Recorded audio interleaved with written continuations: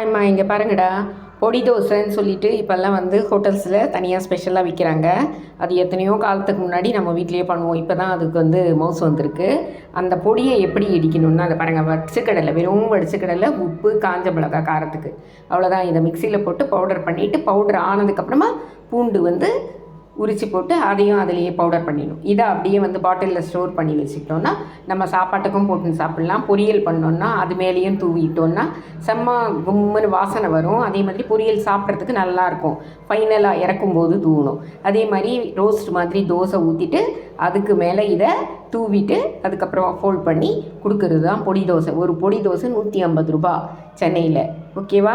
இந்த பவுடர் அடித்து நீங்கள் வந்து ட்ரை பண்ணுங்கள்.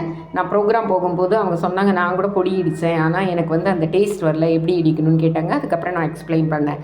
இந்த மாதிரி இடிச்சிங்கன்னா தான் ஸ்மெல் இருக்கும். ஓகே, லைக் பண்ணுங்கள், ஷேர் பண்ணுங்கள், கற்றுக்குங்க. தேங்க்யூ. இதை பாருங்கடா, அவல் உப்புமா ரெடி. அந்த வடிச்சக்கடலை தூள் வந்து நம்ம இந்த மாதிரி அடித்து ஸ்டோர் பண்ணி வச்சுக்கணும். மிக்சியில் போட்டு பவுடர் பண்ணி ஸ்டோர் பண்ணி வச்சுக்கிட்டோம்னா பொரியல் பண்ணும்போது அது மேலே தூவலாம். அதே மாதிரி சூடாக சாதம் வடிச்சிட்டு இப்போ நம்மளுக்கு சாம்பார் பண்ணோன்னா போர் அடிக்குதுன்னும் போது அதை சாப்பாட்டில் போட்டு கலந்துக்கிட்டு, நெய் போட்டு கலந்துக்கிட்டு சாம்பார் தொட்டுட்டு சாப்பிட்டோன்னா எவ்வளோ சாதம் வேணாலும் சாப்பிட்லாம். அதே மாதிரி தோசைக்கு அதை தூவிட்டு சாப்பிட்லாம். அதே மாதிரி ஊத்தாப்பத்துக்கு, இட்லிக்கு, எதுக்கு வேணாலும் அந்த வடிச்சக்கடலை தூள் போட்டு நம்ம தொட்டுட்டு சாப்பிட்டோம்னா சூப்பராக இருக்கும்.